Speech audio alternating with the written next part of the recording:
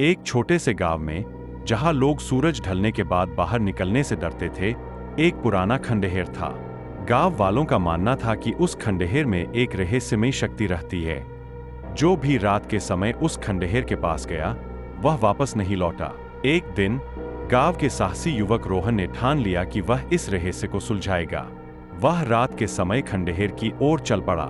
खंडहर के पास पहुंचते ही उसे अचानक ठंडी हवा का झोंका महसूस हुआ। उसके कदम धीमे हो गए, लेकिन उसने हिम्मत जुटाई और आगे बढ़ता रहा। खंडहर के अंदर घुसते ही उसे अजीब सी आवाजें सुनाई देने लगी। ऐसा लग रहा था जैसे कोई उसके आसपास चल रहा हो।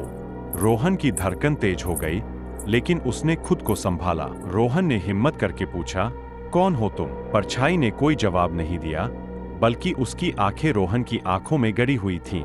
फिर अचानक परछाई ने धीरे से कहा, तुम यहाँ क्यों आए हो? क्या तुम जानते हो कि इस खंडहर में आने वालों का क्या होता है? रोहन को समझ नहीं आ रहा था कि वह क्या जवाब दे।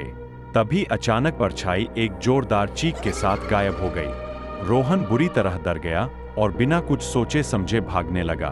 खंडहर के बाहर आकर उसने राहत की सांस ली, लेकिन जब उसने पीछे मुड़कर देखा तो खंडहर की खिड़की से वही परछाई उसे देख रही थी। अगले दिन जब गांव के लोग खंडहर के पास पहुंचे तो उन्हें रोहन का सामान पड़ा मिला, लेकिन रोहन का कोई अता पता नहीं था। गांव वालों ने फिर से खंडहर को अपनी डरावनी कहानियों का हिस्सा बना लिया। आज भी उस खंडहर के पास जाने की कोई हिम्मत नहीं करता और रात में वहां से चीखों की आवाजें सुनाई देती है, मानो रोहन अब भी वहां फंसा हो।